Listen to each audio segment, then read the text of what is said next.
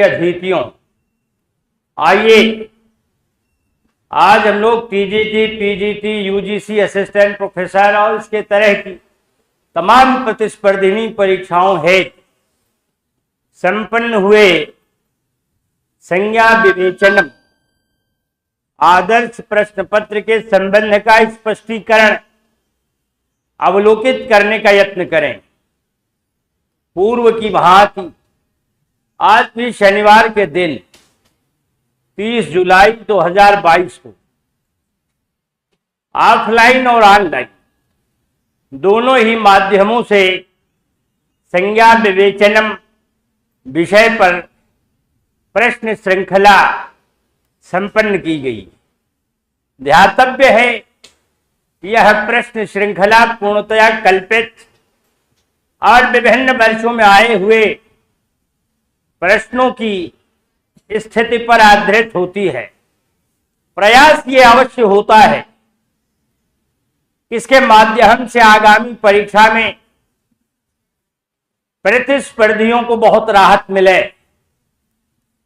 यत्न साफल्य को प्राप्त हो और वे शिक्षक पद को वैधानिक तरीके से अलंकृत करें, उसमें सफल हुए, उनका श्रम पूर्णतया सार्थक हुए। इसके लिए यह प्रयास किया जाता है। आज छठी प्रश्न श्रृंखला है।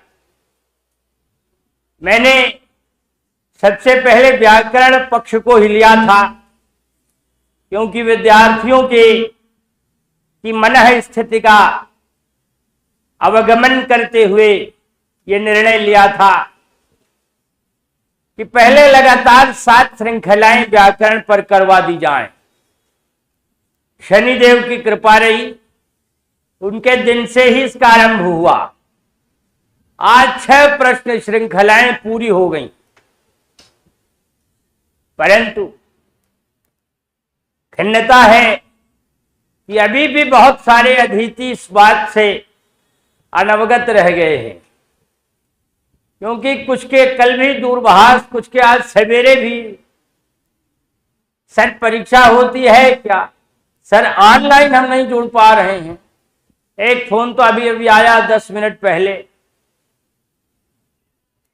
तो इस बात की खबर, इस बात का समाचार नहीं मिल पाता। इसके लिए आप लोग भी अपने उत्तरदायित्व का निर्वहन नहीं करते। देखिए, ये मॉडल प्रश्न पत्र अभी जो कराए जा रहे हैं, ये पूर्णतया निःशुल्क है, 1 रुपए किसी का लगता नहीं। ऐसी स्थिति में आपके भी कुछ दायित्व होते हैं। आपको भी इस बात को समझना चाहिए कि बहुत सारे हजारों विद्यार्थियों तक जो ये बात नहीं पहुंच पाई है, विभिन्न माध्यमों से, जहां आपका भी पैसा नहीं लगता, पहुंचाना चाहिए और वे भी इससे जुड़े, वे भी इससे लाभान्वित हों। परस्परम भावयन्तः श्रेयः परमवाप्स्यथ, गीता में कहा गया है, परस्पर भावित होइए और इसके अनुसार प्रतिस्पर्धा को प्राप्त करते हुए आगे बढ़िए। यही विधान है, यही शास्त्र कहता है।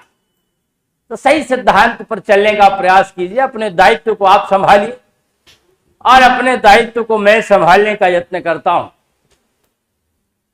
तो इसलिए शनिदेव की कृपा से आज 6ठा प्रश्न पत्र पूरा हुआ। ये कहने के लिए तो 25 सवालों का होता है, लेकिन इसमें तमाम अंतर्भूत प्रश्न मिलकर के इससे कई गुना अधिक का कर देते हैं। यह आपने अतीत में भी देखा है। और आपके प्रश्न पत्र में महज एक प्रकरण से 2-3 सवाल ही आते हैं, लेकिन जब इतने अधिक सवाल एक साथ ही मिल जाते हैं, तो आपको इस बात को समझ लेना चाहिए कि ये नितांत परीक्षोपयोगी हैं, इनसे हमें लाभ हो सकता है।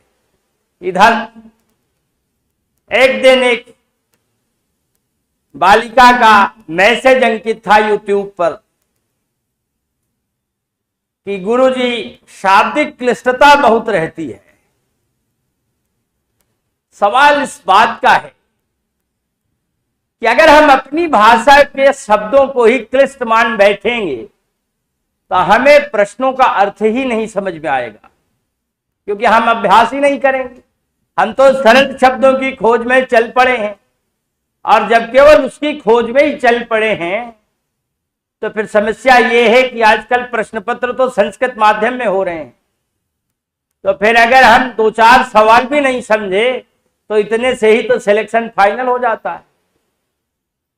तो ये दुर्भाग्य है जो इस तरह के का चिंतन करते हैं, मन में सोचते हैं। बल्कि उन्हें कंपटीशन करना चाहिए कि अगर हमें इस शब्द का अर्थ नहीं आया तो डिक्शनरी खोलें कि शब्द का वास्तव में अर्थ है क्या।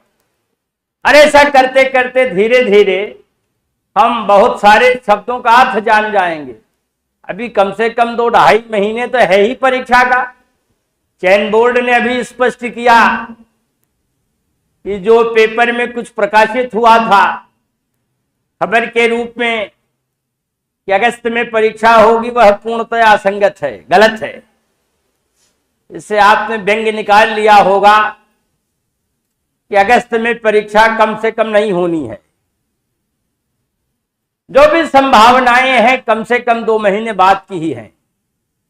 इसलिए समय है, बहुत घबराना नहीं चाहिए। आपकी पाठ्य पुस्तकें जो निर्धारित हैं पाठ्यक्रम में, उनमें भी बहुत सारे शब्दों और उनसे बने वाक्यों के प्रयोग हैं। आप केवल 5 लकार पर चलना चाहते हैं इसलिए कि आपके लिए सरल है। लेकिन जब पूछा गया था टीजीटी में कि उदतूतुलच किस लकार का रूप है, तब आप क्या कहेंगे कि हम 5 से काम कर लेंगे, तो समस्या बनेगी। इसलिए हम कहते हैं कि आप अनुवाद कीजिए, 20-25 अभ्यास करके मत छोड़ दीजिए, क्योंकि 25 के बाद ही तो तेजी है। फिर active voice, passive voice, impersonal voice हैं, तद्धित प्रत्ययों का प्रयोग है, समासों के प्रयोग हैं, विभिन्न प्रकार के अप्रचलित और प्रचलित शब्दों के विन्यास हैं, और अंत तक जाकर के बहुत सारे नए नए प्रयोग हैं अनुवाद के, जो कि कभी कभी आपकी पाठ्य पुस्तकों में आते हैं और पूछ लेने पर आप गलत करके चले आते हैं। इसलिए रचना अनुवाद कौमुदी के 60 अभ्यास प्रयास कीजिए कि 2 बार हो जाए। जिनका पहले से हुआ है बहुत अच्छा है। तो मैं क्या बताऊं, चूंकि बालिका का मैसेज था हमारा, उसका सीधा संवाद न हो सका, नहीं तो मैं इस बात को समझाता।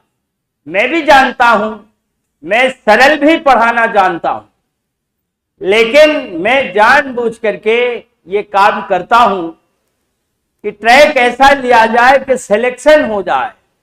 हम पाल्हा स्पर्श कराने का यत्न करेंगे तो आप 5 सवाल नीचे रह जाएंगे और फिर आपका चयन नहीं होगा। फिर आप कहेंगे कि हम वहां गए भी और हुआ भी नहीं। तो इसलिए हम अपनी भरपूर कोशिश करते हैं कि आप ऊपर से चलिए, और जब ऊपर से चलेंगे तो मुझे मालूम होता है कि मेहनत जरूर पड़ेगी। एक बार आप भयाक्रांत तो होंगे कि अरे बाप रे बड़ा कठिन है, समझ में कम आता है। लेकिन वही जो अभी समझ में नहीं आ रहा है 10 दिन बाद आने लगेगा, 15 दिन बाद आने लगेगा, और धीरे धीरे फिर आज जो कठिन लग रहा है आपको सरल प्रतीत होने लगेगा। और एक समय आएगा जब आप टॉपर के नजदीक होने का प्रयास करेंगे तो सिलेक्शन बिल्कुल तय होगा। चाहे आप ऑनलाइन हैं चाहे ऑफलाइन हैं, हम दोनों के लिए यह संदेश दे रहे हैं कि आप घबराइए नहीं। कोई कठिन शब्द आवे, कोई कठिन वाक्य आवे, कोई नई चीज आवे, तो आप ये कहकर न छोड़ें कि ये नहीं आएगा, ये नहीं आता है। आने की कौन सी गारंटी है? बहुत सारी चीजें नए नए रूप में हर बार आई हैं और फिर से आने की संभावना बन सकती है। इसलिए चाहे व्याकरण हो चाहे साहित्य हो, किसी में आप ये न कहें कि हम पूर्ण हो गए, हम पारंगत हो गए, हम बहुत सारी चीज जान गए, बल्कि उसकी जिज्ञासा को बार बार बनाए रखिए और कई कई बार उसको पढ़ने की कोशिश कीजिए। जो जितनी बार पढ़ा जाता है उतनी ही बार उस पर पकड़ बनाई जा सकती है। जो हमें समझ में नहीं आता उसको समझने का यत्न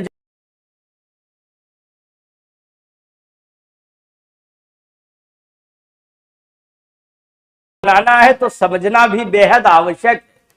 और व्याकरण में तो कम से कम ये बहुत जरूरी है।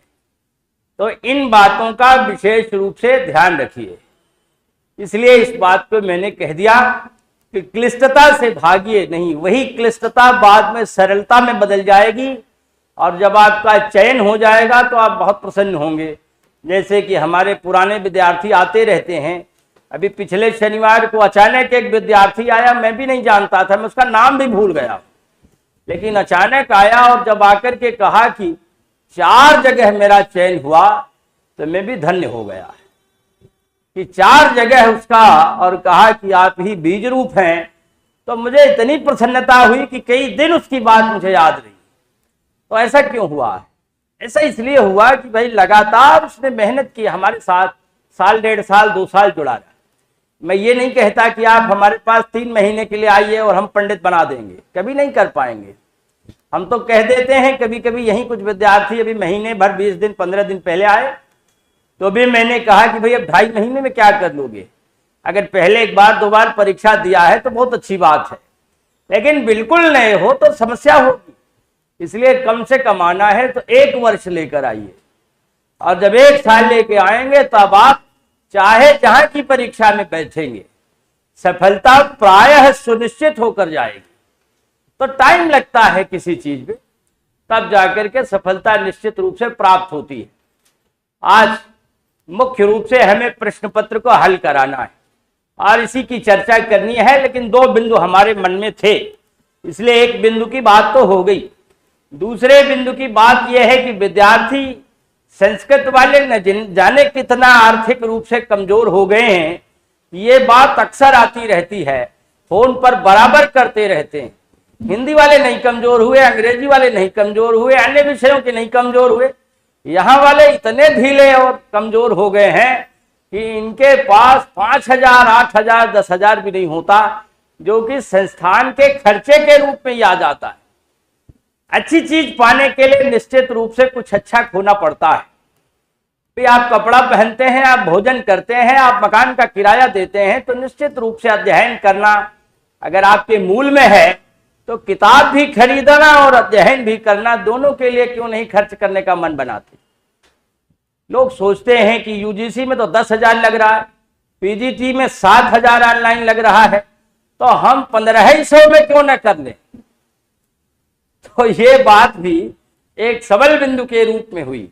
तो मुझे ध्यान आया कि गत वर्ष मैंने पीजीटी और टीजीटी का क्रैश कोर्स भी ऑनलाइन पढ़ाया था। उस समय कोरोना काल चल रहा था और जब परीक्षा की तिथि घोषित हुई तो 1.5 महीने का समय था। तो मैंने उसी 1.5 महीने के अंतर्गत टीजीटी और पीजीटी का क्रैश कोर्स पढ़ाया था।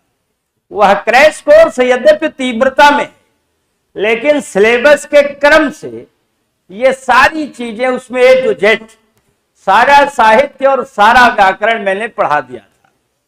अभी भी वह डिलीट नहीं हुआ है। तो मुझे तिवारी जी ने भी एक दिन इस बात को कहा था और फिर मुझे याद आ गई बात जब विद्यार्थी कहने लगे।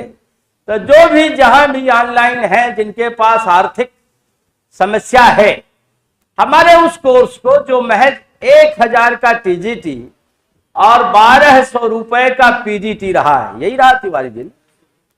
तो 1,200 का पीजीटी और 1,000 का टीजीटी, यही ऑनलाइन शुल्क था जो क्रैश कोर्स वाला था। तो मान लीजिए आर्थिक, तो फिर आपको बहुत फायदा करेगा। लेकिन जिसने बिल्कुल नया शुरू ही कर रहा है, उसके लिए क्रैश से फायदा नहीं होता, उसके लिए पेपर हल करने से भी फायदा नहीं होता। इसका लाभ उसी को मिलता है जिसने पहले से पढ़ा हुआ है। तब तेजी से चलेगा तो भी समझ में आएगा, जब पेपर हल करेगा तो भी समझ में आएगा। तो इसलिए जो लोग इच्छुक होंगे और उनके पास धन की समस्या है, तो पीजीटी का क्रैश कोर्स, यही अंग्रेजी में जो लिखा है संस्कृत मंडलिकम ऐप न लिखिएगा। ये आज भी समस्या होती है और लोग फंस जाते हैं, कहा नहीं मिल रहा है। तो नहीं मिल रहा है तो बीच में स्पेस दे देते हैं, बिना स्पेस दिए सीधे SANSKRIT। कभी कभी लोग कहते हैं अरे हम लिख लेंगे, कह तो देते हैं, लेकिन अगर एक भी स्पेलिंग मिस किया तो फिर वह डाउनलोड नहीं हो पाता। तो प्ले स्टोर से पूरा पूरा बिना किसी स्पेस के एक लाइन में पहला अक्षर बड़ा, बाकी सब छोटे से SANSKRITMANDALIKAM लिखेंगे, डाउनलोड हो जाएगा कुछ सेकंड में। और फिर सब कोर्स दिखाई पड़ेंगे। कोर्सेज खैर ये जितने हैं मैंने ऊपर लिख दिए हैं। और इसी के साथ साथ तो क्रैश कोर्स है। तो क्रैश कोर्स TGT या PGT का दोनों अलग अलग है। एक में 1000 का शुल्क है, एक में 1200 का शुल्क है। तो वह बहुत कम है। अगर आप लाभ लेना चाहते हैं, अभी समय है तो कर सकते हैं, उससे लाभ ले सकते हैं। जो अभी उसमें जुड़े रहेंगे, भविष्य में यदि डेट आउट हो जाने पर, खुल जाने पर पुनः क्रैश कोर्स चला तो उनको मैं निःशुल्क रूप में इसमें भी जुड़वा दूंगा। तो इसलिए दोहरा काम में संपन्न करा सकता हूं। जो संभव है भाई उतनी सहायता मैं जरूर करने का प्रयास करता हूं, क्योंकि कोरोना काल में बहुत सारे लोग मेरे साथ जुड़े। तो अगर आप हमारे साथ जुड़ करके हमको ऑनलाइन ले आए तो मैं भी आपके लिए करूंगा, ऐसा नहीं है। लेकिन जितना संभव होता है उतना मैं करने की कोशिश करता हूं। तो ये दोनों बातें रही मन की और मैंने कह ली हैं। अगर कोई प्रश्न की समस्या होती तो ये दोनों फोन नंबर मेरे लिखे हुए होते हैं। 9 बजे रात आप मुझे फोन कर सकते हैं, अपने प्रश्न पूछ सकते हैं। कर लोग करते हैं, मैं बताता हूं, ये भी मैं बता देता हूं। ये इसलिए बता देता हूं कि लोग आहत रहते हैं कि सर मैंने पढ़ा तो, मैं पढ़ता तो हूं, लेकिन जब प्रश्न पूछता हूं तो लोग बताना नहीं चाहते। तो मैंने कहा मैं बताऊंगा और आप मुझे फोन किया करिए। हमसे जुड़े हैं अथवा नहीं जुड़े हैं, और चाहे जहां के हैं, लेकिन अगर आपकी जिज्ञासा है तो हमारे समय के अनुसार आप हमें फोन कीजिए। जरूर आपकी जिज्ञासा का, आपके प्रश्नों का प्रशमन करने का प्रयास करूंगा। तो ये हो गई हमारी बातें। अब आइए प्रश्नों पर, प्रश्नों की श्रृंखला का आरंभ करते हैं। तिवारी जी अब आप बोर्ड पर छापिए। और पहला जो प्रश्न है आज संज्ञा विवेचन का। संज्ञा विवेचन के संदर्भ में यहां लिख दिया गया है, इतने बिंदु मुख्य रूप से हैं जो पेपर में आए रहे होंगे। माहेश्वर सूत्र, प्रत्याहार, स्वरभेद, उच्चारण स्थान, संहिता, संयोग, पद, वैयाकरण और शब्दानुशासन। माने 2-3 सवाल ऐसे भी जो कि संस्कृत व्याकरण शास्त्र के इतिहास से आ जाते हैं। कभी कभी कोई पुस्तक पूछ लीजिए, किसी वैयाकरण का नाम पूछ लिया गया, तो इसको भी आपको उसी के अंतर्गत पढ़ना पड़ता है, क्योंकि एक टॉपिक होता है संस्कृत की सामान्य विशेषताएं, संस्कृत के सामान्य संदर्भ। तो सामान्य संदर्भ तो कहीं से भी उठा लेता है, चाहे वो PGT की परीक्षा हो, चाहे PGT की, चाहे UGC। तो इसके लिए किसी सिलेबस की आवश्यकता नहीं होती, इसलिए मैंने उसके अंतर्गत इसको भी रख दिया है। 2-4 सवाल आएंगे, दिखाई पड़ेंगे। जरा खोलिए, ये आ तो गया। तो इधर हमारे हाथ में प्रश्न पत्र भी है, लेकिन तिवारी जी ने इसको छाप भी दिया है, आ भी गया है। संज्ञा प्रकरणांतर्गते प्रायेणाध्ययनम न भवत्येषाम् वाक्य है। अब आप कहिए कि कठिन है, तो भाई देखिए संस्कृत भाषा है, अब कठिन तो कुछ नहीं है। मैंने संधि कर दिया है तो आप तोड़ दीजिए भाई, आप तो जानकार आदमी, इतने नहीं जानेंगे तो परीक्षा कैसे देंगे। भवत्येषाम है तो भवति धन एषाम, तो एषाम भवति ये बन गया। प्रायेणाध्ययनम में संधि कर दिया है, आप तोड़ दीजिए। प्रायेण अध्ययनम, आखिर आप अपनी पाठ्य पुस्तकों में भी तो तोड़ते हैं, तो फिर तोड़कर अलग कर दीजिए। संज्ञा प्रकरणांतर्गते माने संज्ञा के प्रकरण के अंतर्गत, प्रायेण माने अक्सर, अध्ययनम न भवति येषाम, येषाम अध्ययनम न भवति, इनका अध्ययन नहीं होता। अब इनका किनका अध्ययन नहीं होता, तो 4 बिंदु हैं कि संज्ञा प्रकरण के अंतर्गत क्या सामान्य रूप से नहीं पढ़ा जाता। पहला है नाम पदानाम, दूसरा है वर्णा नाम, तीसरा है शब्दोच्चया नाम, चौथा है विधि सूत्राणाम। क्या नहीं पढ़े जाते? नाम पदानाम, क्या नाम पढ़े जाते हैं? कौन सा कठिन सवाल है? संज्ञा का अर्थ नाम ही तो है, तो संज्ञा और नाम एक दूसरे के पर्यायवाची शब्द हैं, तो इसलिए नाम पदाना में तो पढ़े ही जाते हैं नाम पद संज्ञा के अंतर्गत में विभिन्न संज्ञाएं हैं, चाहे उनको संज्ञा कहिए चाहे नाम कहिए, बात तो एक ही हुई। दूसरा तो ये विकल्प सही नहीं है पहला। दूसरा है वर्णा नाम। वर्णा नाम माने वर्णों का अध्ययन किया जाता है, ये तो करते ही करते हैं भाई, वर्णों का अध्ययन तो प्रायः करते ही हैं। कहते हैं कि स्वर के इतने भेद हैं, व्यंजन इतने हैं, स्वरों का उच्चारण यहां से, व्यंजनों का उच्चारण यहां से, तो ये वर्ण ही तो हैं, तो इसलिए वर्णों का भी अध्ययन होता है। तो दूसरा विकल्प भी सही नहीं है। तीसरा है शब्दोच्चयानाम, माने शब्दों का जो उच्चय माने समूह होता है, तो शब्दों का जो समूह है ये भी यहां पढ़ा जाता है। शब्दों के समूह को क्या कहते हैं? वाक्य कहते हैं। माने वाक्यम स्याद् योग्यता कांक्षा सत्युक्त पदोच्चय, तो पदोच्चय माने शब्दोच्चय वाक्यम, तो यहां वाक्य का अध्ययन तो नहीं करते ना, शुरुआत है, ये बेसिक है, यहां तो वर्णों का अध्ययन ही किया जाता है। तो इसलिए शब्दोच्चय माने वाक्य, इनका अध्ययन सामान्यतया नहीं किया जाता, परंपराया तो कुछ भी, इसीलिए तो कहा प्रायेण, माने प्रायः नहीं किया जाता। तो इसलिए यही तीसरा विकल्प सही दिख रहा है, क्योंकि यही उसके करीब है। और चौथा विकल्प है विधि सूत्राणाम। विधि और संज्ञा सूत्र तो कई हैं इसमें, तो इसलिए विधि सूत्रों का अध्ययन तो है ही, वो वही तो माध्यम बने हुए हैं, स्रोत बने हुए हैं। तो इसलिए तीन विकल्प सही हैं। सही विकल्प है यहां सी। हमारे साथ बहुत सारे लोग आ गए, मोबिन खान, अब कितना नाम है हम खैर पढ़ें, और बहुत सारे लोगों ने DDCC लगाया है और शुरू से ही बहुत सारे लोग आ गए। चूंकि चर्चा दूसरी होने लगी इसलिए मैं उस पर विशेष ध्यान नहीं दे पाया, अभी समय मिला तो फिर उनकी ओर लौटूंगा। तो फिलहाल पहले सवाल का सी विकल्प सही है।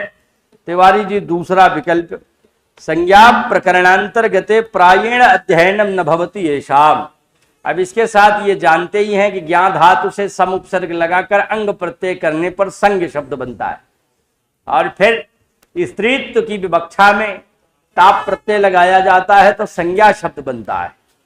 तो इसलिए पहले संज्ञ फिर संज्ञा, और संज्ञा एक ऐसा प्रकरण है जिसमें आवश्यक आरंभिक संज्ञाओं का अध्ययन किया जाता है, सभी संज्ञाओं का नहीं, कुछ संज्ञाओं का जो शुरुआत में आवश्यक है, बस उतने भर का अध्ययन होता है। दूसरा सवाल तिवारी जी ने छाप दिया है, पाणिनीय व्याकरण ख्यातम माहेश्वरम सूत्रम, सरल शब्द शैली ही तो है, माने पाणिनीय व्याकरण में विख्यात है, प्रसिद्ध है क्या? माहेश्वरम सूत्रम, माहेश्वर सूत्र प्रसिद्ध है ही भाई, शुरुआत ही वहीं से है। कह क्या रहे हैं? माहेश्वर शब्दे कस्मिन् अर्थे अण प्रत्यय से योगः। वेरी वेरी इंपॉर्टेंट प्रश्न है ये। माने अण प्रत्यय लगा है माहेश्वर शब्द में। अब यह अण प्रत्यय किस अर्थ में लगा है?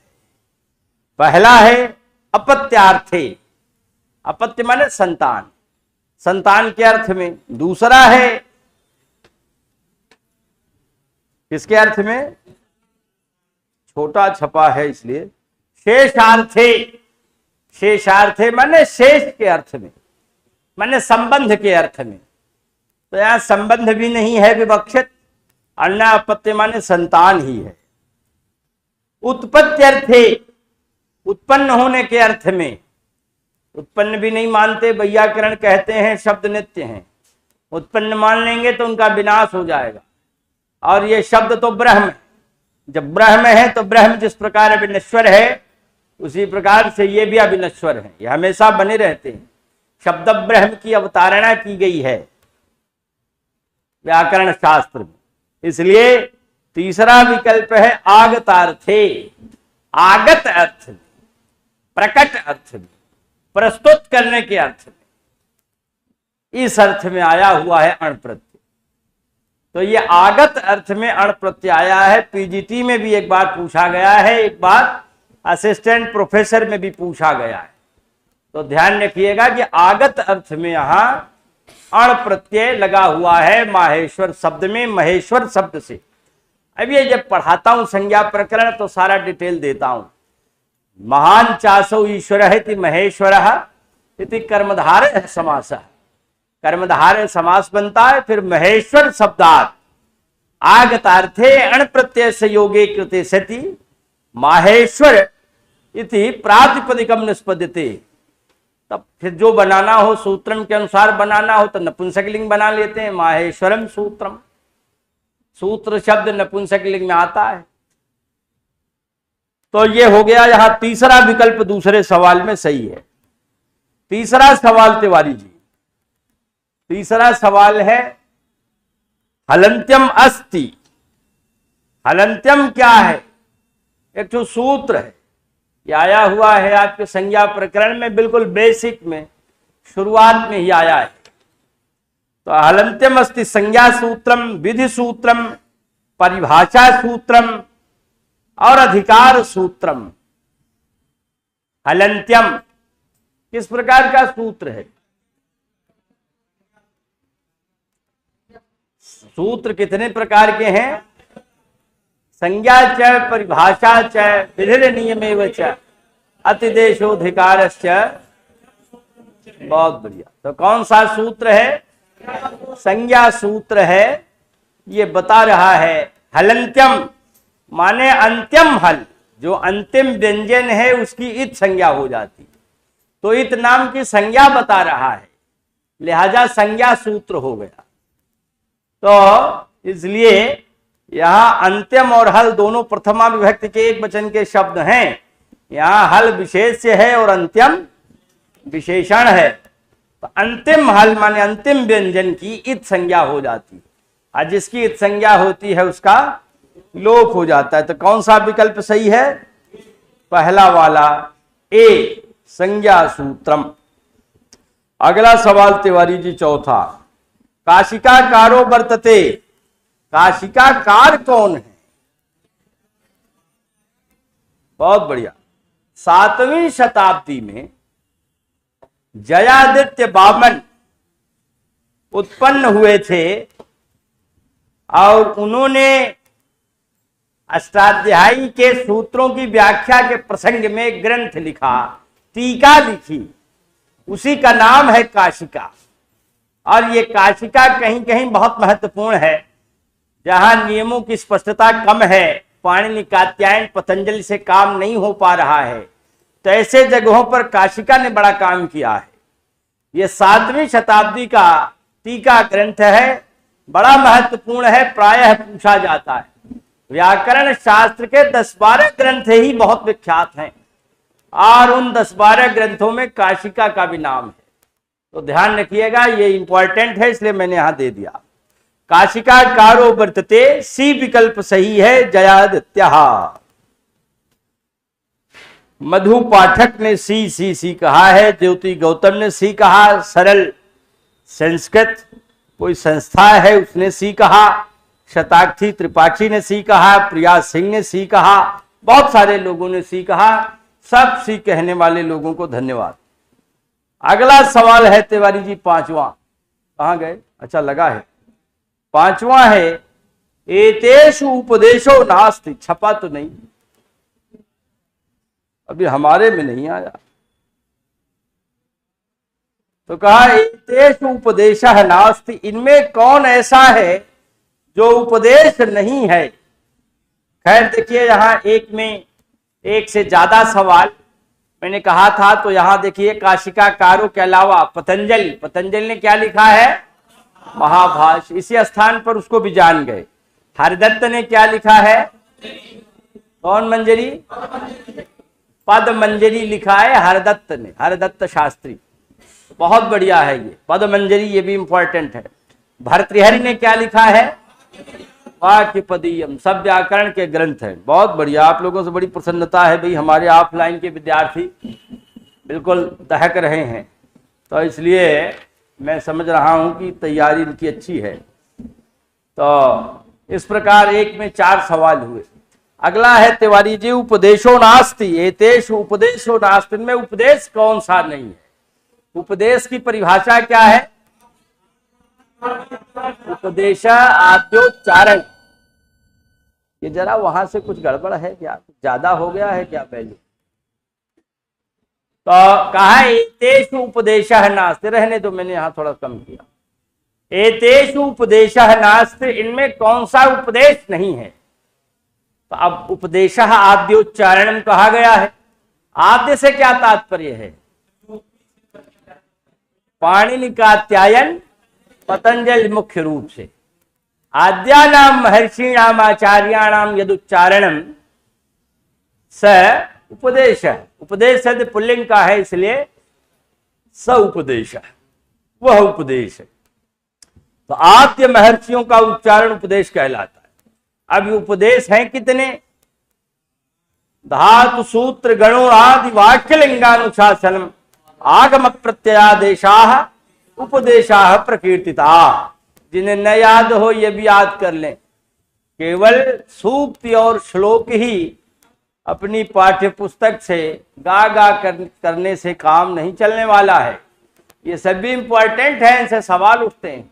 अभी भी समय है, कॉपी पर लिख लीजिए जो याद करने वाली चीजें हैं। और 2 महीने का समय है, तो रोज आप सोने से पहले पढ़िए उसको, धीरे धीरे याद हो जाएगा।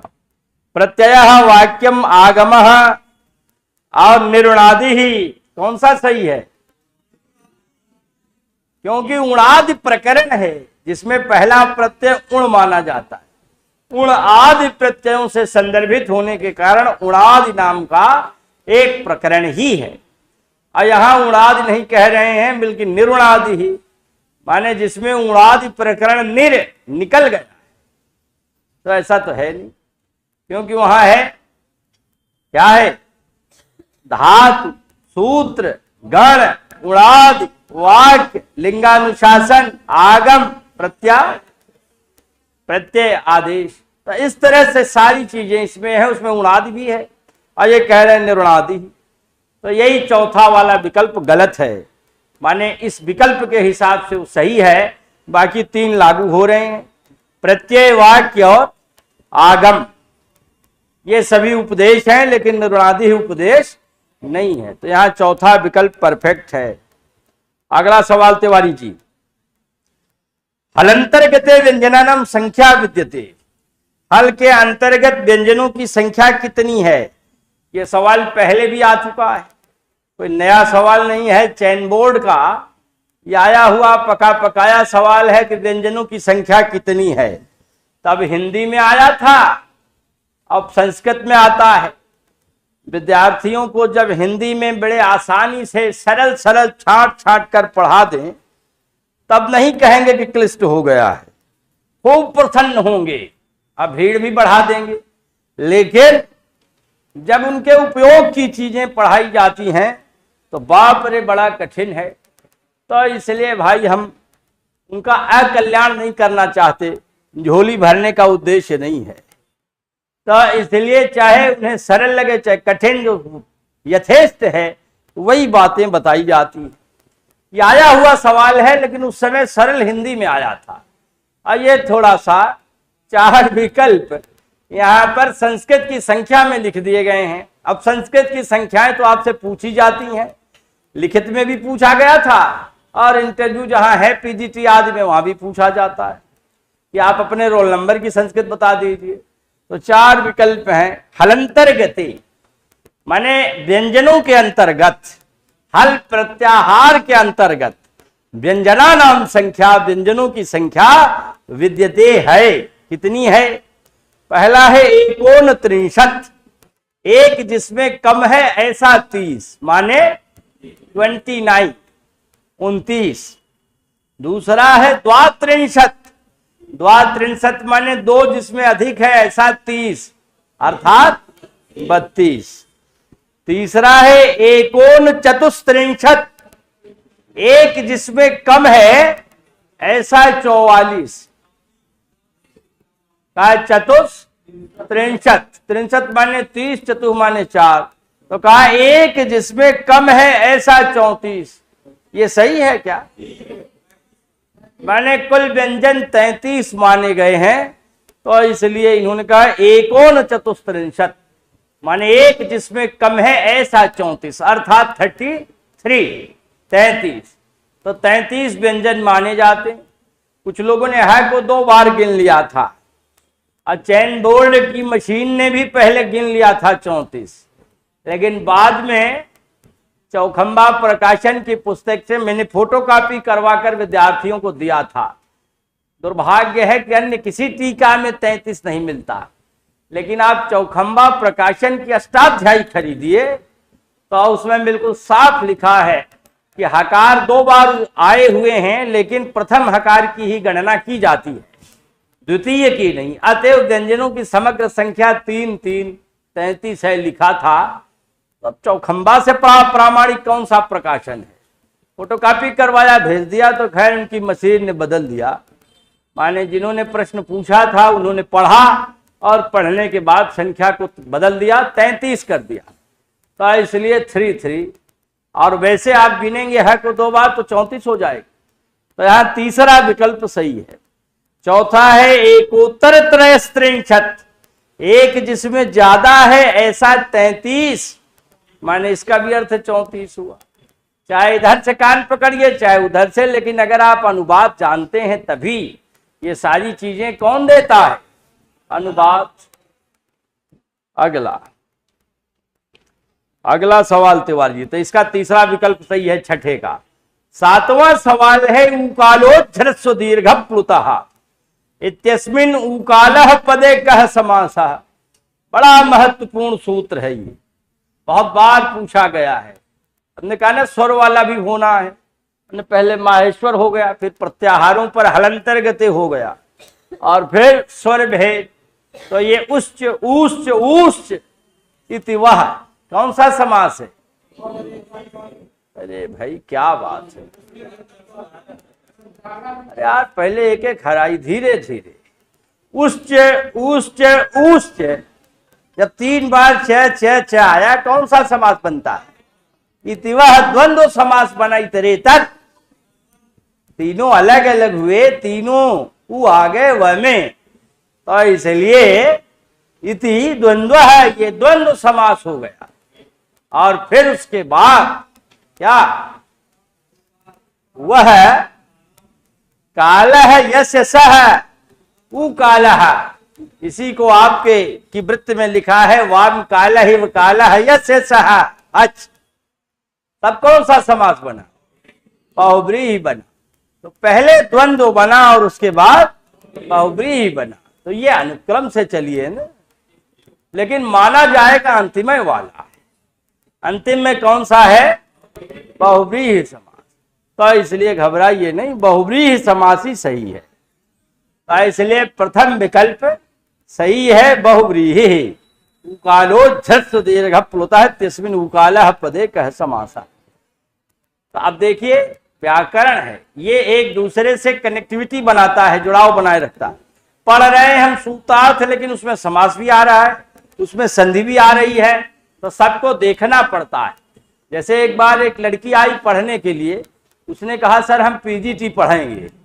हमने कहा ठीक है पढ़ो। कहा लेकिन आप तो संधि पढ़ा रहे हैं। तो हमने कहा संधि पीजीटी में न पढ़ाओ। कहा सिलेबस में है ही नहीं, और दिखा दिया उसने। मैंने भी देखा कि नहीं है, लेकिन हम कहा नहीं है तो भी क्या बिना संधि के भाषा बनेगी? एक कदम हम आगे नहीं बढ़ पाएंगे। अगर संधि छोड़ दें तो फिर ऐसी स्थिति में हम भाषा पढ़ ही नहीं पाएंगे। पग पग पर तो संधियां हैं। तो इसलिए जहां कहीं सिलेबस में न भी होती हैं ऐसी चीजें, वहां भी पढ़ना व्यवस्था होती है। तो इसलिए कि किसी भी कवि को शुरू करते हैं तो ये थोड़े कि केवल रचना शुरू हो जाती है, इसके पीछे पहले आरंभिक डिटेल्स पढ़े जाते हैं ताकि उनका सही तारतम्य बन सके, और तब आगे पुस्तकें पढ़ाई जाती हैं। यही उनका क्रम है। आगे तो यहाँ पहला वाला विकल्प 7वें में सही है। तिवारी जी 8वां सवाल, तुल्यास्य प्रयत्नम सवर्णम इत्यस्मिन् सवर्णम वर्तते।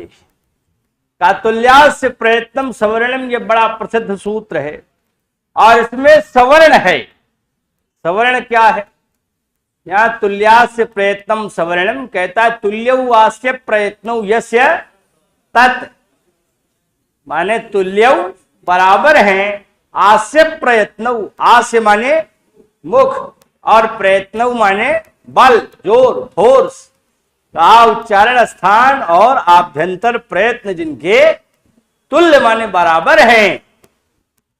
तुल्य वास्य प्रयत्न यस्य तत्, जिनका है वह, उसका नाम है सवर्ण। तो यहां भी तुल्यास्य प्रयत्न में बहुव्रीहि समास बन जाता है। तो आस्यश्च प्रयत्नश्चैति आस्य प्रयत्न कौन सा समास? इतरेतर द्वंद्व, और उसके बाद बनता है बहुव्रीहि। तो खैर समास यहां नहीं पूछा गया, यहां कह रहे हैं कि सवर्णम वर्तते। सवर्ण क्या है? संज्ञा विशेषणम, संज्ञा का जो विशेषण है वह सवर्ण कहलाता है। दूसरा है क्रिया का जो विशेषण है वह सवर्ण है। तीसरा है जो विशेष्य है वह सवर्ण है। चौथा है जो विशेषण है वह सवर्ण है। कौन सा विकल्प सही है? सी विकल्प सही है। जो विशेष भूत है, विशेष रूप है। यहां तो सवर्ण एक संज्ञा है लेकिन विशेष के रूप में ही है, क्योंकि इसकी विशेषता बता रहा है पहला वाला शब्द जो इससे जुड़ा है, तुल्यास्य प्रयत्नम। तो इसलिए जब विशेष विशेषण के रूप में देखेंगे तो तुल्यास्य प्रयत्नम ये विशेषण बनेगा और जो सवर्णम है ये विशेष बनेगा। इसलिए तीसरा विकल्प सही, विशेष भूतम, सी विकल्प सही है। अगला सवाल तिवारी जी 9वां, रवि ही पदे विसर्गस्य उच्चारण स्थानम वर्तते। रवि ही पदे विसर्गस्य उच्चारण स्थानम वर्तते। विसर्ग का उच्चारण स्थान क्या है? होता क्या है? कंठ होता है। अकुह विसर्जनीया नाम कंठ, लेकिन यहां कंठ नहीं है बल्कि तालु है, क्योंकि अयोग वाहा विज्ञा आश्रय स्थान भांजना। अयोग वाह जो योगेन बिना न बहंत इति अयोग वाहा, जो योग के बिना जुड़े बिना नहीं प्रवाहित होते उन्हें अयोगवाह कहते हैं। तो अयोगवाह वे हैं जो कि जुड़ करके अपना प्रवाह बनाते हैं। अर्थात विसर्ग का उच्चारण स्थान कंठ नहीं होगा, बल्कि जिस स्वर से जुड़ा होगा वह स्वर का, उस स्वर का जो उच्चारण स्थान होगा वही विसर्ग का उच्चारण स्थान होगा। तो यहां है रवि। तो रवि में जो ब में लगा हुआ ह्रस्व इकार है, इसका उच्चारण स्थान क्या है? इचु यशा नाम ताल। तो इसलिए इसी के आश्रित है विसर्ग, इसलिए विसर्ग का उच्चारण स्थान भी ताल हो जाएगा। ये गंभीर सवाल है। ये TGT, LT, PGT, assistant professor और यूजीसी के लिए समान रूप से उपयोगी है। तो ये हो गया।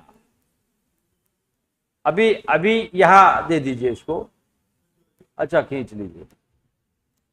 तो ये हो गया रवि ही पदे विसर्ग से उच्चारण स्थानम वर्तते। यहां बी विकल्प सही है, ताल। और बहुत सारे लोग हमारे सामने हैं, किसी ने डी, किसी ने बी, खैर मधु दुबे ने सी भी कहा है। तो सब लोगों ने अपनी अपनी बात की है। रिजल्ट भी आ गया, क्योंकि शक्ति का काम बड़ा तेज होता है, शक्तिशाली होता है। और अभी मैं स्पष्टीकरण दे ही रहा हूं, पूरा हुआ भी नहीं, तब तक रिजल्ट आ गया। थोड़ी देर धैर्य रखें, 10 मिनट और, बस उसके बाद घोषणा करता हूं इसकी। तो ये रवि वाला भाई विकल्प 9वें सवाल का विकल्प बी दूसरा सही हुआ। अगला सवाल तिवारी जी 10वां, दंतोष्ठम पदे समासो विद्यते। दंतोष्ठम, ये आपने देखा है ना, दांत और होठ, किसका उच्चारण स्थान है?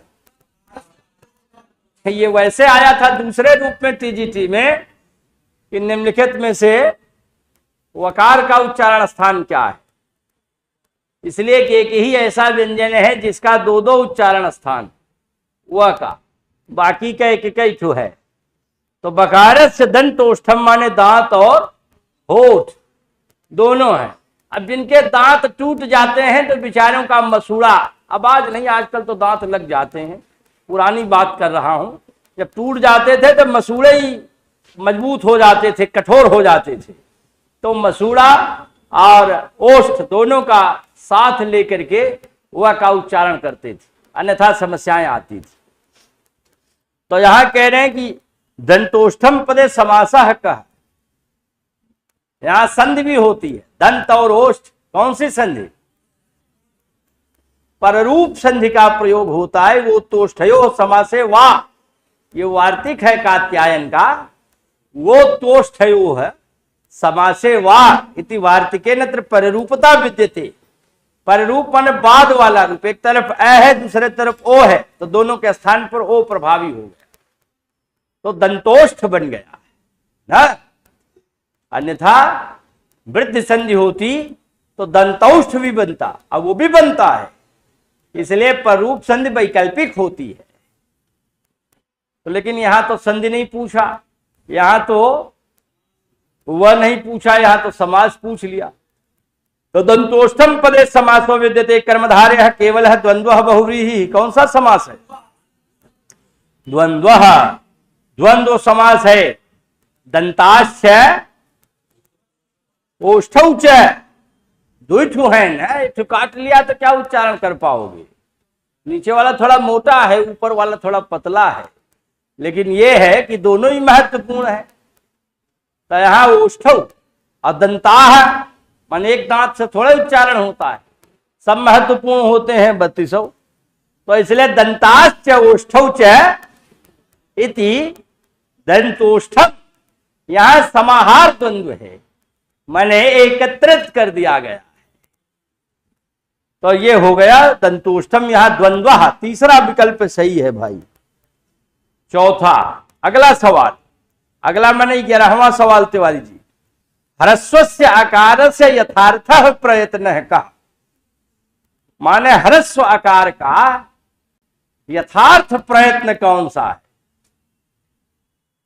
माने आया है ना, ह्रस्व अ के दो प्रयत्न मान लिए गए हैं, संवृत और विवृत। तो कहा है कि ह्रस्वस्य अवर्ण से प्रयोगे संवृतम प्रक्रिया दशायाम तो विवृतम एवं, तो कौन सा माना जाएगा? प्रक्रिया माने साधनिका, माने अ का उच्चारण स्थान कंठ है और आ तो अ से अलग है, तो आ का उच्चारण स्थान कंठ जब नहीं होगा तो दीर्घ संधि ही नहीं होगी। भाई किसी को कैसे मिलाएंगे? जब मैच करेगा तब ना, जिस मैच को क्या मिलाएंगे? तो जो वर्णों का उच्चारण स्थान है, एक संबंध है, उस संबंध के आधार पर ही संधि होगी। वहां दीर्घ आदेश होता है सवर्ण का, समान वर्ण का, तो वहां समान वर्ण अ और आ है ही नहीं। अ का उच्चारण स्थान कंठ है और वह वास्तव में समृद्ध आभ्यंतर प्रयत्न वाला है, जबकि सारे स्वरों का आभ्यंतर प्रयत्न विवृत है, विवृतम स्वराणाम, तो आ भी उसी में चला गया, तो आ का विवृत हो गया, अ का समृद्ध हो गया। अब मान लीजिए संधि करनी है दंड धन आनयन, तो एक तरफ दंड के ड में अ है और दूसरी तरफ आनयन का आ है, तो आ का आभ्यंतर प्रयत्न विवृत है और दंड के अ का समृद्ध है, तो एक तरफ समृद्ध दूसरे तरफ विवृत, तो ऐसी स्थिति में जो नया आदेश होगा सवर्ण हो ही नहीं पाएगा, मामला बिगड़ जाएगा। इसलिए आचार्य ने कहा कि भले अ का वास्तव में समृद्ध ही आभ्यंतर प्रयत्न है यथार्थ में, लेकिन उसका माना जाए साधनिका की दशा में, प्रक्रिया की दशा में विवृत वाला है। इसलिए आ की तरह अ का भी साधनिका के लिए माने प्रक्रिया के लिए विवृत ही मान लिया जाता है। तो जब विवृत मान लिया जाता है तो दोनों तरफ विवृत विवृत हो जाते हैं, तब जाकर के अकह सवर्ण दीर्घ से दीर्घ संधि हो पाती है और दंडानयन शब्द बन जाता है, अन्यथा बनता ही नहीं। तो इसलिए वास्तव में अर्थात यथार्थ में कौन सा आभ्यंतर प्रयत्न है अ का? समृद्ध। जब साधनिका बनानी होती है, जब प्रयोग करना हो, प्रक्रिया करनी होती है, तब जाकर के उसका आभ्यंतर प्रयत्न माना जाता है विवृत। तो कौन सा सही है? पहला वाला सही है संवृतम। ह्रस्वस्या वर्ण से प्रयोगे तु संवृतम, तो प्रयोग शब्द का वस्तुतः अर्थ दिया देखा जाए तो वह यथार्थ या वास्तविक यही आता है। तो पहला विकल्प यहां सही है 11वां। जरा शब्दांतर कर दिया गया था बस इसीलिए, क्योंकि प्रयोग कहता तो आप तुरंत पकड़ लेते झट से, इसीलिए न उसने कहा कि क्लिष्ट रहता है।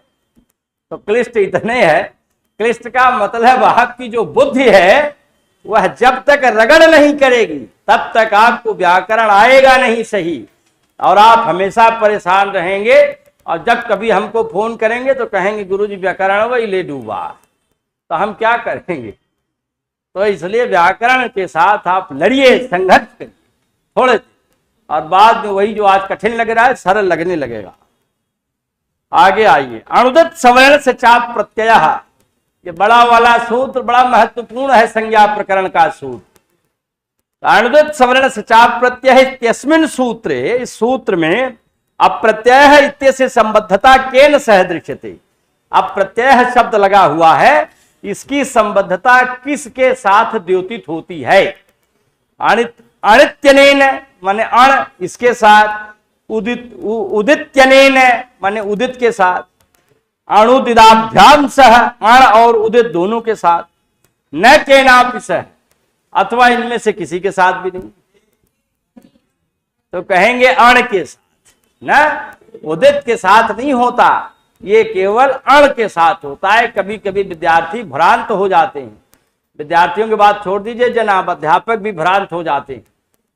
तो इसलिए आप ये समझिए कि अनुदित सवर्ण से चाप प्रत्यय माने अप्रत्यय का अर्थ केवल अण के साथ है, अर्थात अविधीयमान अण तथा सामान्य स्थिति वाला उदित अपने सभी सवर्णों का बोध करा देता है। लेकिन टीकाकार तो भाई इकट्ठा ही लिख देते हैं, टीकाकार एक साथ ही लिख देते हैं, अविधीयमान अण और उदित अपने सभी सवर्णों का बोधक होता है।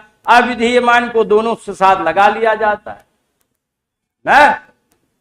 अगर दोनों को अलग अलग ढंग से कहा जाए तो यह समस्या नहीं उत्पन्न होगी, तो ये मान लिया जाता है। जबकि जब कर्तृकरणयोः तृतीया लिखते हैं तो अब प्रधान कर्ता और करण में तृतीया लिखते हैं, तब वहां बुद्धि नहीं काम करती कि अब वहां अनुक्त कर्ता और अनुक्त करण में लिखें। तो विद्यार्थी ये जान जाए कि दोनों ही अब प्रधान होते हैं तभी तृतीया होती है, वहां एक ही साथ काम कर लेते हैं। और उसके अनुसार अगर यहाँ का काम माना जाए तब तो फिर दोनों के साथ अप्रत्यय का विधीयमान का संबंध हो जाएगा। तो इसलिए टीकाकार भाइयों को भी क्या कहा जाए, अगर थोड़ा सा दिमाग लगाओ तो अच्छी टीका करेंगे। आगे तो यहाँ पहला वाला विकल्प सही है, आप लोगों ने बताया, और आप लोगों की बात हम काटते नहीं, तो इसलिए सही है। अगला 13वां सवाल, 13वां सवाल तिवारी जी, 13वां है अधोलिखितेषु कस्य सवर्णो नास्ति। अधोलिखितेषु का नीचे लिखे गए जो विकल्प है उनमें किसका सवर्ण नहीं होता? हकार से ह का नहीं होता, वकार से व का नहीं होता, यकार से य का नहीं होता, कि भकार से भ का नहीं होता। माने सबके सवर्ण होते हैं लेकिन 5 वर्णों के सवर्ण नहीं होते। किसके 5 के? Very good. रेफो स्मराम सवर्णा न संति। हमारे यहाँ के विद्यार्थी तो दौड़ रहे हैं जनाब, अब आप हरियाणा बैठे हैं तो हम क्या करें। तो कहा रेफो स्मराम सवर्णा न संति, माने रेफ माने र और गर्म वर्ण माने श स है। 4 गर्म वर्ण हैं जिन्हें ऊष्म वर्ण कहते हैं, माने जिनके कहने से अंदर की गर्म हवा बाहर ज्यादा मात्रा में निकलती है, क्योंकि ये महाप्राण ध्वनियां हैं। वर्गाणाम द्वितीय चतुर्थ शलस्य महाप्राणा, शल स है। तो इसलिए 4 ये 1 र 5 वर्ण ऐसे हैं जिनके सवर्ण होते ही नहीं। तो ऐसी स्थिति में यहां है दिया हुआ है 5 में से, बाकी 3 नहीं है। तो पहला वाला विकल्प सही है, हकारस्य। और वकार यकार भकार के होते हैं। व का क्या है? देखिए इसमें 4 सवाल इसमें भी निकलेंगे। का व का सवर्ण क्या है? व का व है, व। इन्होंने कहा ना यवला द्विधा, तो यह का यहाँ, व का वहाँ, ल का ला, तो ये यहाँ यह का यहाँ, व का वहाँ, ये दो हो गया। भ का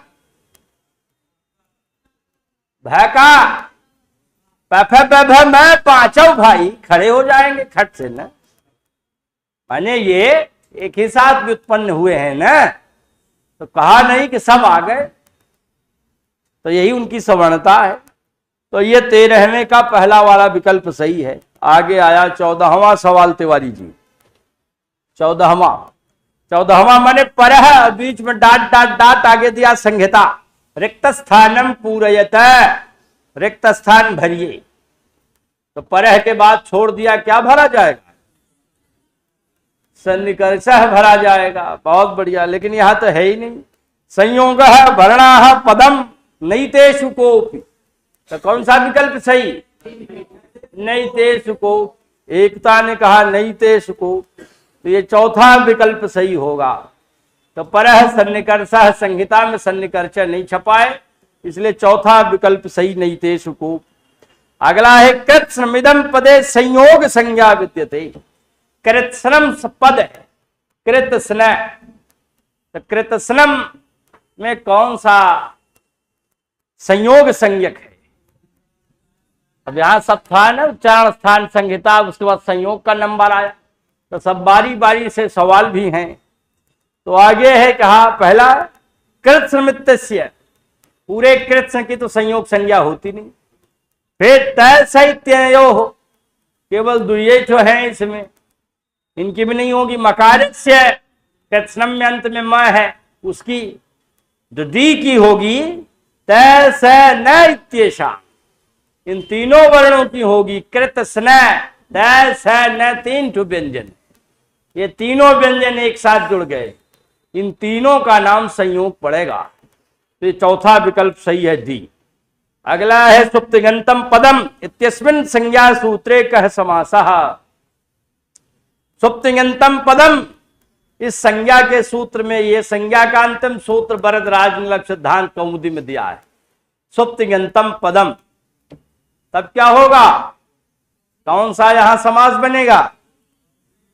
सुप च तिंग चैति सुप्तिंगौ इतरेतत् द्वंद्वः, सुप च तिंग च इति सुप्तिंगौ, और प्रत्यय लगेगा ना, द्विवचन वाला दुई ठू है, तो बन जाएगा सुप्तिंगौ इतरेतर द्वंद्वः समासः। और फिर सुप्तिंगौ अंतौ यस्य तत् बहुव्रीहि, माने सुप और तिंग दोनों अंत में विद्यमान हैं, जिसके वह है सुप्तिगंतम। ये पदम का विशेषण बना है, इसलिए बहुव्रीहि हो गया। इसीलिए पूरा देकर पूछा सुप्तिगंतम पदम, इसमें कौन सा समास है। जैसे वहां पूछा था निरत्ययम सामनदान वर्जितम में निरत्ययम में कौन सा समास है। अगर केवल कहता कि निरत्ययम में कौन सा समास है, तब यही भाव बन जाता है। तो इसलिए पूरी लाइन देता है कि अगर उसका विशेष भी मौजूद है तो उसके अनुसार आप समास बताइए, उसका यही भाव होता है। तो यहां बहुव्रीहि बन जाएगा। दूसरा विकल्प सही है बी, बहुव्रीहि। अगला सवाल तिवारी जी 17वां, अधोलिखितेषु विवारो न वर्तते। बड़ा सरल सरल सवाल। अब ये विवार क्या है? विवार माने मुंह खुल जाना। खुलता तो सब में है, क्या बंद करके थोड़े वर्ण निकाल लेंगे? नहीं, निकालिए बंद करके, तो देखिए कि कोई निकाल पाते हैं। तो खुलेगा सब में, लेकिन अभिषेक सिंह कह रहे हैं कि कायदे से खुलेगा, माने थोड़ा ज्यादा मात्रा में खुलेगा। तो किसमें खुलता है? मुलायम सिंह का क्या है? खरो विवारा श्वासा या घोषास्त्र। खरो विवारा, खर, खर माने 13। देखिए खर से कहा नहीं, हमने कहा कि ये लोग कह दिए 13। अब आप बिहार में हैं तो हम क्या करें। तो इसलिए दूसरा 5, पहला 5, 6, 5 दूनी 10, 3 13। जबाना ही पे है, इनको कॉपी पर कोई रफ काम नहीं करना पड़ा कि जोड़े घटाए तब बताए, और भी का गलत सलत हो जाए। तो यह खर माने 13। अब 13 वर्ण ये अगर दिखाई पड़ रहे हैं तो फिर ये विवार में आएंगे। यहाँ सवाल कह रहा है कि अधोलिखितेषु विवारः न वर्तते, तो देख लीजिए 13 में पहले श है, स है, स आते हैं। 6 वर्ग का दूसरा वर्ण है, ये भी है। क ये भी वर्ग का पहला वर्ण है, क्योंकि हर वर्ग का दूसरा दूसरा पहला पहला स यही खर में आते हैं। माहेश्वर सूत्र की ओर हालिंग में हम कराते हैं। अब बचा क्या? ये नहीं आया। यह किस में आया? हशः संबारा नादा घोषास्य, तो संबार में आ गया। हस माने ह 5 ये हर वर्ग के 5वें 5वें, चौथे चौथे, तीसरे तीसरे, 5 तिहाई 15 5 20, तो हस कहा नहीं माने 20। तो यहां तीसरा विकल्प सही है जनाब यह।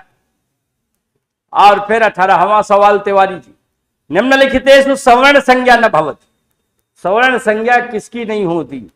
ए ऐ की, आ की, री ली की, ई की, आपस में किसकी सवर्ण संज्ञा नहीं होती? ए और आई। माने ये ध्यातव्य है कि ए और आई तथा ओ और औ ये परस्पर सवर्ण संज्ञक नहीं होते, जबकि एक ही स्थान से पैदा है जी। ए दयितो हो कंठता और ओ दौतो हो कंठोष्ठम, तो ए ऐ ओ औ ये दोनों एक ही स्थान से उत्पन्न है, लेकिन फिर भी सवर्ण संज्ञक नहीं है, क्योंकि भाषा का निर्माण पहले हुआ, व्याकरण बाद में बना, तो उसके अनुसार देखा गया। तो यह अवलोकन हुआ। पाणिनि ने इस बात को माहेश्वर सूत्र में अलग अलग करके दिखा दिया है, बस उसी से पता चल जाता है। चाहते तो एवंग के बजाय ऐंग कर देते, तो ए ऐ दोनों आ जाता, एक मात्रा घट भी जाती। तो ए के साथ ऐ को नहीं जोड़ा, बल्कि ए के साथ ओ को जोड़ा ना, और ऐ के साथ औ को जोड़ा, वहीं से अलग अलग कर दिया। तो इस बात का पता चल गया कि ए और ऐ तथा ओ और औ आपस में सवर्ण संज्ञक नहीं। तो यह पहला वाला विकल्प सही है, ए ऐ इत्यनयोः। अगला 19वां सवाल, लृ वर्ण से कति भेदाः भवन्ति। लृ वर्ण के कितने भेद हैं? पहला है पंचोन सप्तदश, 5 कम है 17 में, तो 5 घटाइए कितने हुए? 12। यही सही है क्या? पहला विकल्प फिट हो गया। दूसरा है पंचोत्तर 9, 5 ज्यादा है 9 में, तो 9 5 14, तो सही है नहीं। द्वैधिक 16, 2 जिसमें अधिक है ऐसा 16 18। अगला है षडधिक 7, 6 जिसमें ज्यादा है ऐसा 7 7 6 13। तो इसलिए पहला विकल्प सही है। लृ के उनके दीर्घ वर्ण नहीं आते, माने दीर्घ स्वर नहीं होते, इसलिए 6 भेद घट जाते हैं, कुल 18 के बजाय 12 ही भेद होते हैं। तो 19वां का पहला विकल्प सही है। अगला सवाल, प्रत्याहाराणाम संख्या वर्तते। प्रत्याहारों की संख्या कितनी है? 48, त्रयोदशोत्तर 63, सप्ताधिक 40, चतुश्चत्वारिंशत् का 48, 8 जिसमें कम है ऐसा 50, 42 हो गया। दूसरा विकल्प सही है, त्रयोदशोत्तर 63, 13 जिसमें ज्यादा है ऐसा 30, माने 43। यही सही है, तो दूसरा विकल्प भी सही है। अब तीसरा है सप्ताधिक 40, 7 जिसमें ज्यादा है ऐसा 40, 47। चतुश्चत्वारिंशत् माने 4 जिसमें ज्यादा है ऐसा 40। तो अब 3 विकल्प तो यहां बहुत करीब के हैं, जाना है क्या? अब उसमें वो भेजना है तुमसे, थोड़ा सा और 5 मिनट के रहोगे। तो यहां पहले विकल्प में 42, दूसरे में 43 और चौथे में 44। 3 विकल्प सही है। दरअसल जब व्याकरण के अध्ययन के अंतर्गत देखा जाए तो 44 प्रत्याहार कुल प्राप्त होते हैं, लेकिन अष्टाध्यायी के अंतर्गत 42 प्रत्याहार मिलते हैं। एक प्रत्याहार उणादि प्रकरण में होने के, रख दीजिए 5 मिनट बंद कर रहे हैं ना अब आप समापन पर। तो उणादि प्रकरण का एक प्रत्याहार है यम प्रत्याहार, इय से और मैं से बना है, जो अष्टाध्यायी में नहीं है।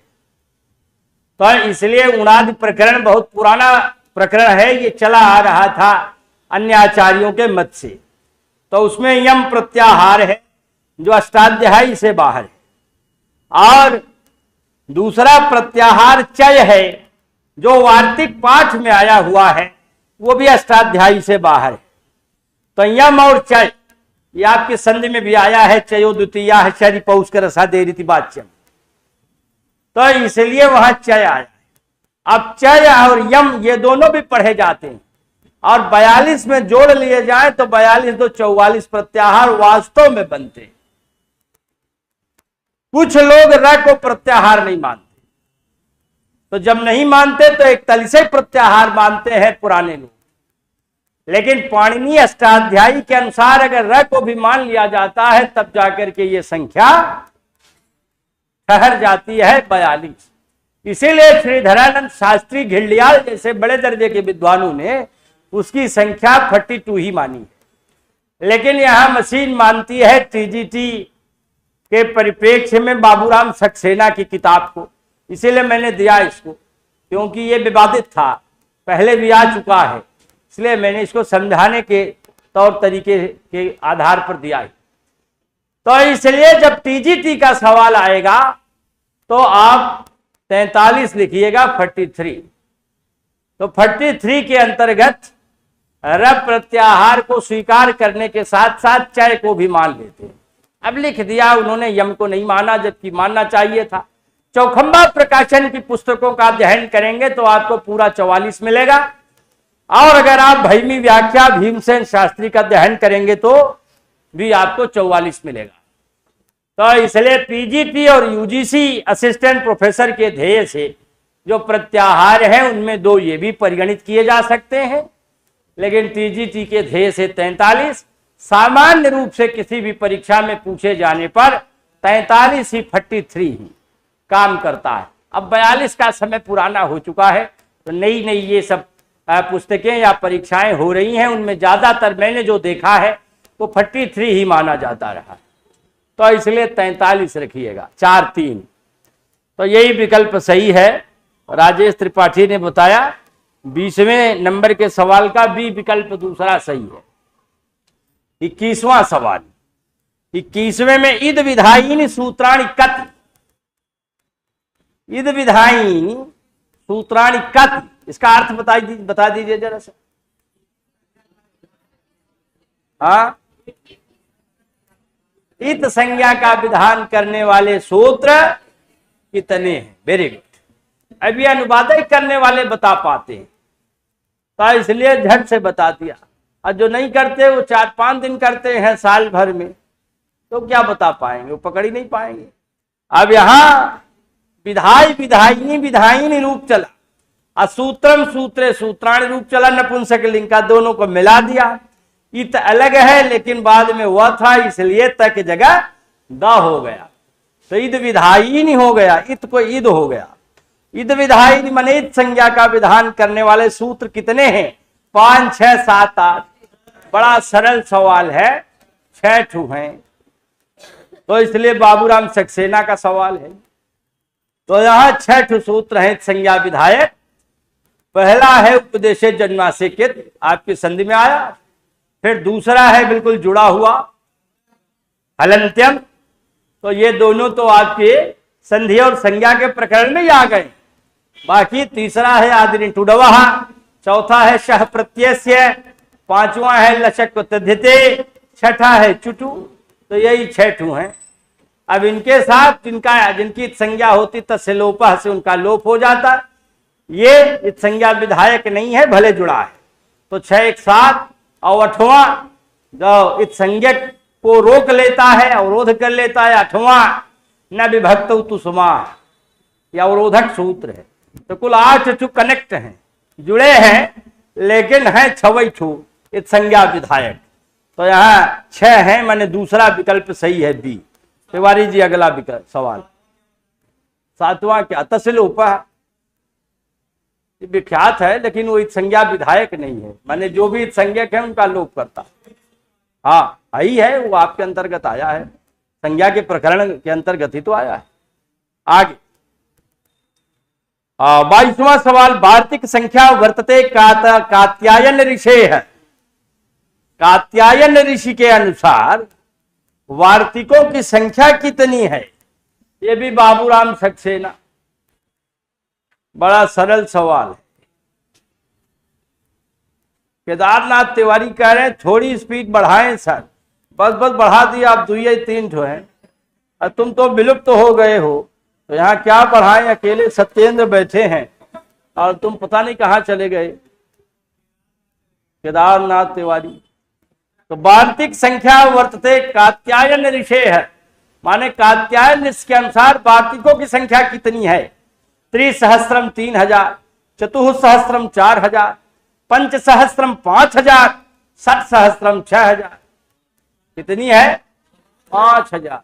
अब क्या आप कहेंगे गुरुजी बाबूराम तो 4000 लिखे हैं, तो 4000 उन्होंने लिखा है, 1250 सूत्रों पर उन्होंने 4000 लिखा था, तो बाकी के सूत्र और कहां गए? तो इसलिए कुल 5000 वार्तिकों की रचना किया था कात्यायन ने, तो इसलिए यहां हो गया पंचसहस्रम। अब आप कहेंगे हमने छाट मारा, छाट मारते तो और चीजें मिलती, तो थोड़ा सा छाट मारने में हम ये कहेंगे दिमाग भी लगाइए। तो जो लोग क्लिष्ट मान करके कि हम नहीं पढ़ेंगे, वो भी मन लगाओ, क्योंकि वही क्लिष्टता आपके काम आएगी। तो ये हो गया पंचसहस्रम, क्योंकि बातें कहीं सामान्य दी गई हैं, तो थोड़ा सा चिंतन करेंगे तो पूरी बात उभरेगी। तो तीसरा विकल्प सही है 22वें का। अगला है 23वां, ये भी आया हुआ सवाल है, असिस्टेंट प्रोफेसर में भी आया था, मैंने देखा उत्तराखंड में भी आया था, तो इसलिए सामान्य रूप में भी ये सवाल आ जाता है, लिहाजा मैंने दे दिया। शाला तुरीयो वर्तते, शाला तुरीय कौन है? पतंजलि है, नागेश भट्ट है, कात्यायन है, नैतेश कोप, इनमें से कोई नहीं। कौन है? पाणिनि है। पाणिनि को शाला तुरीय कहा जाता है, क्यों? लाहौर में, लाहौर कोई आजकल कहते हैं कि बिगड़ गया, पहले इसका नाम शलातुर था, तो शलातुर से शालातुर, शालातुरीय है, ये शब्द बने हुए हैं। तो चूंकि ये सब भारतीय हिस्से के अंतर्गत थे, अतएव यहां शलातुर नाम था, और बाद में जब ये विदेशियों से आक्रांत हो गए तो फिर बिगड़ गया, कहीं कहीं वर्णों का परिवर्तन हो गया, तो वहां शलातुर का लाहौर हो गया, लाहौर, लाहौर से लाहौर बन गया। तो इसलिए शलातुर का गांव में पैदा हुए थे, वहां के निवासी थे आचार्य पाणिनि, तो उन्हें शालातुरीय कहा जाता, वह विकल्प में उपस्थित नहीं है, इसलिए चौथा विकल्प सही है, नैतेश कोप। अगला सवाल तिवारी जी 24वां, शब्द कौस्तुभ नाम ग्रंथ है केन कृतः। इस नाम का ग्रंथ किसने लिखा है? शब्द कौस्तुभ, बहुत इंपॉर्टेंट है, जान लीजिए, इसलिए मैंने इसको दे दिया। उत्तराखंड असिस्टेंट प्रोफेसर की परीक्षा में भी आया था ये। तो शब्द कौस्तुभ नाम का ग्रंथ किसने लिखा था, ये आया हुआ सवाल है। शब्द कौस्तुभ नाम ग्रंथ है केन कृतः, पहला विकल्प है भट्टोज दीक्षित ना, यही सही है। तो भट्टोज दीक्षित ने शब्द कौस्तुभ लिखा था, यह अष्टाध्यायी के सूत्रों पर एक टीका ग्रंथ के रूप में है, तो इसलिए बहुत सुंदर ढंग से ये लिखा गया है। और इधर चूंकि परवर्ती काल का है, इसलिए काल सापेक्ष जन सापेक्ष लिखा गया ग्रंथ है, ताकि लोग आराम से कम समय में ही इसको अधीत कर सकें। तो भट्टोज दीक्षित ने, ये पहला विकल्प सही है। 25वां अंतिम सवाल तिवारी, 25वां सवाल अंतिम सवाल हम चल रहे हैं। अधोलिखितेषु संज्ञा नास्ति, का निम्नलिखित में से कौन सा वर्ण संज्ञा नहीं है? पहला है घ, घ संज्ञा है क्या? का तरप तमपौ, संग्राम सिंह ने बताया, वेरी गुड। का तरप तमपौ, तरप और तमप ये दोनों क्या है?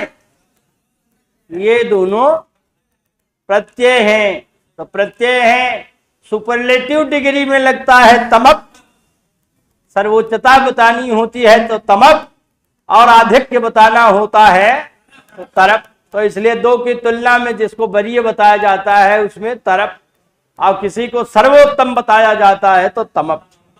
तो ये हो गया आपका घ संज्ञा बनी है तरप और तमप की। दूसरी है शट। शट माने शट शट शट है ये। शट माने छह न समझिएगा, षणांता है शट। षणांता है शट माने मूर्धन्य शकार और नकार से अंत होने वाले शब्द शट कहलाते हैं। कौन से? जो संख्यावाचक होते हैं, जैसे पंचन। पंचन शब्द शट संज्ञक है, इसलिए को नकारांत है, उसके अंत में न है और संख्यावाची है। तो पंचन, सप्तन, अष्टन, नवन, दसन, एकादशन, द्वादशन, सब संख्यावाची शब्द क्या कहलाते हैं? षट संज्ञक। तो षणांता है षट, ये भी षट संज्ञा है। तीसरा लुक। लुक क्या है? प्रत्यय से लुक, शुलु, लुपह, ये तीनों पर्यायवाची शब्द हैं।